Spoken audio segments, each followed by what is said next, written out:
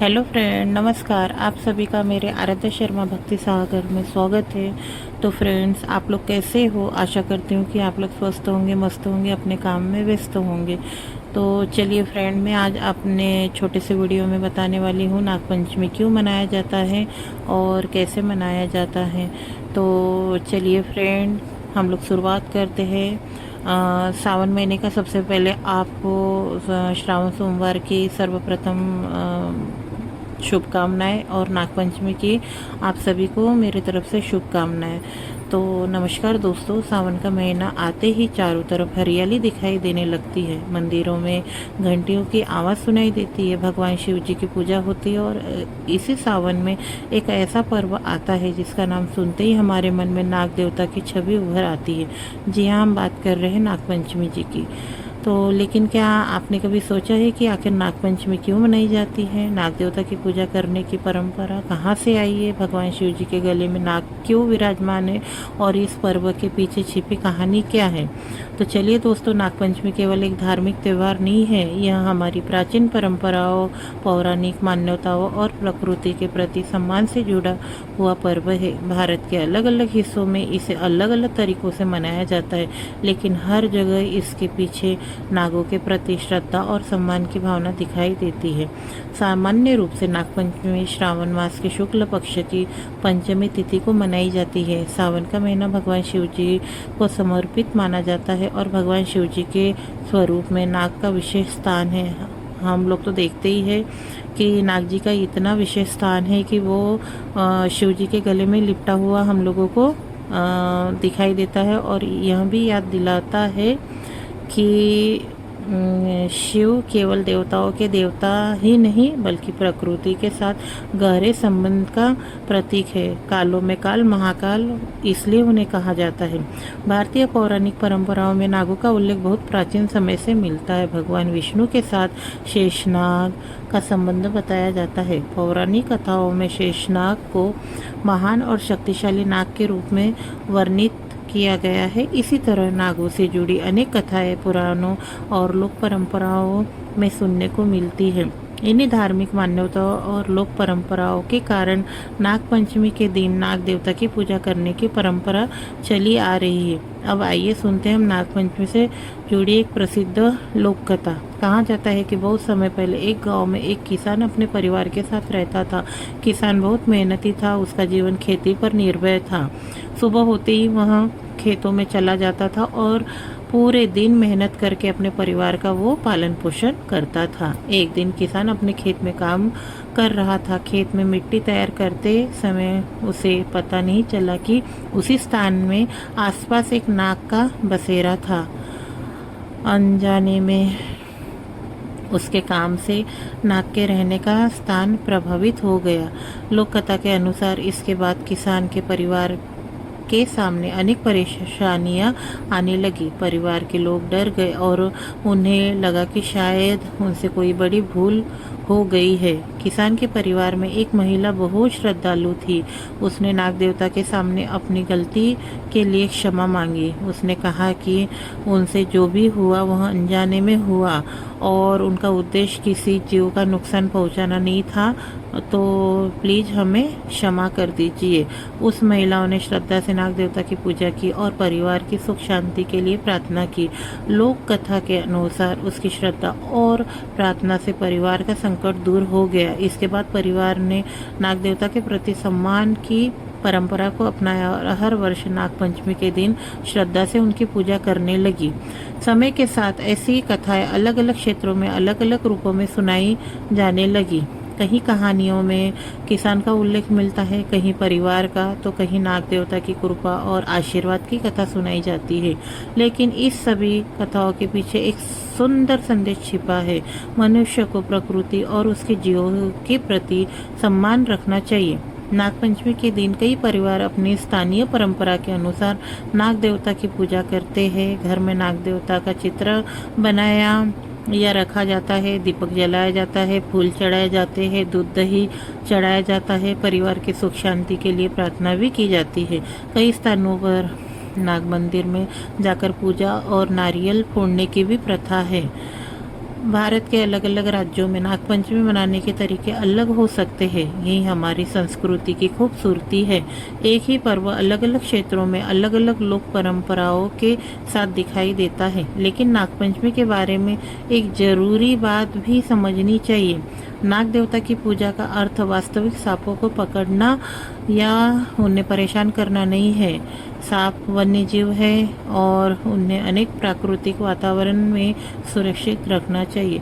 अगर किसी घर या आसपास सांप दिखाई दे तो उससे दूरी बनाने रखना चाहिए और प्रशिक्षित वन्यजीव बचाव दल या विशेषज्ञ की सहायता लेनी चाहिए। सांप को पकड़ने या नुकसान पहुंचाने की कोशिश नहीं करना चाहिए, क्योंकि प्रकृति में हर जीव की अपनी एक भूमिका होती है। सांप भी हमारे पर्यावरण का महत्वपूर्ण हिस्सा है। कई सांप चूहों और दूसरे छोटे जीवों की संख्या को नियंत्रित करने में मदद करते हैं। इस कारण वे प्राकृतिक संतुलन में योगदान देते हैं। यही कारण है कि आज के समय में नागपंचमी को प्रकृति के प्रति सम्मान के संदेश से भी जोड़ा जा सकता है। हमारे पूर्वजों ने प्रकृति के अनेक रूपों को अपनी धार्मिक और सांस्कृतिक परंपराओं में स्थान दिया। पेड़ पौधों से लेकर नदियाँ और पर्वतों तक प्रकृति के प्रति सम्मान भारतीय संस्कृति का महत्वपूर्ण हिस्सा रहा है। नागपंचमी भी इसी भावना की एक झलक देती है। जब हम भगवान शिव जी के गले में नाग को देखते हैं तो हमें यह भी याद आता है कि भारतीय परंपराओं में शक्ति केवल मनुष्य की शक्ति नहीं है, प्रकृति की अपनी शक्ति है और मनुष्य को उसके साथ संतुलन बनाकर चलना चाहिए। नागपंचमी हमें विनम्रता का संदेश भी देती है। मनुष्य चाहे कितना भी शक्तिशाली क्यों न हो, वह प्रकृति से अलग नहीं रह सकता। पानी, हवा, पेड़ पौधे, जीव जंतु हमारे जीवन का एक हिस्सा है। इसलिए नागपंचमी के अवसर पर हम अपने धार्मिक आस्था के साथ प्रकृति के प्रति अपनी जिम्मेदारी को भी याद कर सकते हैं। नागपंचमी से जुड़ी यह और प्रसिद्ध पौराणिक परंपरा भगवान कृष्ण और कालिक नाग की कथा से जुड़ती है। कथा के अनुसार यमुना नदी के कालिया नाम का एक नाग रहता था। उनके कारण नदी का वातावरण प्रभावित हो गया था और लोग भयभीत रहते थे। जब भगवान श्री कृष्ण को इस बात का पता चला तो वे यमुना के पास पहुँचे। पौराणिक कथा से वर्णन मिलता है कि कृष्ण ने कालिया नाग का सामना किया और अंत में उसे वहां से जाने के लिए कहा। इस कथा को अलग परंपराओं में अलग रूप में सुनाया जाता है। इसका एक महत्वपूर्ण संदेश यह माना जाता है कि अहंकार और अत्याचार का अंत होना चाहिए और प्रकृति में संतुलन बना रखना चाहिए। इसी तरह नागों से जुड़ी अनेक पौराणिक कथाएं भारतीय संस्कृति में मिलती है। इन कथाओं ने नागों को केवल डर का प्रतीक नहीं रहने दिया, बल्कि उन्हें धार्मिक और सांस्कृतिक प्रतीक का रूप भी दिया। यह नागपंचमी की सबसे खास बात है। इसी तरह यह पर्व धार्मिक आस्था से जुड़ा है, तो दूसरी तरह इससे प्रकृति और जीव जंतुओं के प्रति सम्मान की भावना भी दिखाई देती है। आज के समय में जब पर्यावरण और वन्य जीव संरक्षण की बात बहुत महत्वपूर्ण हो गई है, तब नागपंचमी का संदेश और भी प्रासंगिक हो जाता है। हमें यह समझना चाहिए कि किसी भी परंपरा का सम्मान करते हुए हमें जीवों की प्रति संवेदनशील भी रहना चाहिए। नागपंचमी के दिन हम भगवान शिव का स्मरण कर सकते हैं, नाग देवता के प्रति श्रद्धा व्यक्त कर सकते और साथ ही यह संकल्प भी ले सकते हैं कि हम प्रकृति को नुकसान नहीं पहुंचाएंगे। हम अपने आसपास के वातावरण को स्वच्छ रखेंगे, वन्य जीवों को परेशान नहीं करेंगे, सभी प्राणियों की रक्षा करेंगे और आने वाली पीढ़ियों को भी अपनी संस्कृति के साथ प्रकृति के महत्व के बारे में बताएंगे। दोस्तों, त्यौहार केवल एक दिन मनाने के लिए नहीं होते। त्यौहार हमें अपने इतिहास, अपनी संस्कृति और अपनी जड़ों से जोड़ते हैं। नागपंचमी भी हमें यही याद दिलाती है कि हमारी संस्कृति में मनुष्य और प्रकृति का संबंध बहुत पुराना है। सदियों से लोग इस पर्व के माध्यम से अपने परिवार को एक साथ जोड़ते आए हैं। बच्चे अपने बड़ों से कहानियाँ सुनते आए हैं। दादी नानी से सुनी गई कथाएं एक पीढ़ी से दूसरी पीढ़ी तक पहुँचाती रही है और यही हमारी संस्कृति की सबसे सुंदर बात है। आज हमारे पास आधुनिक तकनीक है, मोबाइल है, फ़ोन है, इंटरनेट है, लैपटॉप है, टीवी है और जानकारी पाने के लिए काफ़ी कुछ साधन है, लेकिन हमारी पुरानी कहानियाँ और परंपरा हमें हमारी जड़ों से जोड़ती है। नागपंचमी हमें याद दिलाती है कि आस्था के साथ ज्ञान भी जरूरी है और परंपरा के साथ प्रकृति के प्रति जिम्मेदारी भी जरूरी है।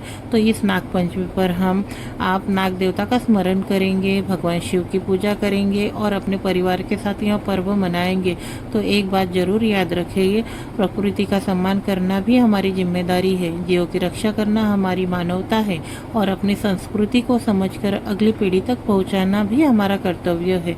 यही नागपंचमी का सुंदर सुंदर संदेश है। तो दोस्तों, अगर आपको नागपंचमी की यह कहानी से जुड़ी जानकारी पसंद आई हो तो इस वीडियो को लाइक करें, अपने परिवार और दोस्तों के साथ शेयर करें और ऐसे ही भारतीय संस्कृति, त्यौहार और पौराणिक कथाओं से जुड़ी रोचक जानकारी के लिए हमारे चैनल को सब्सक्राइब करना न भूलें।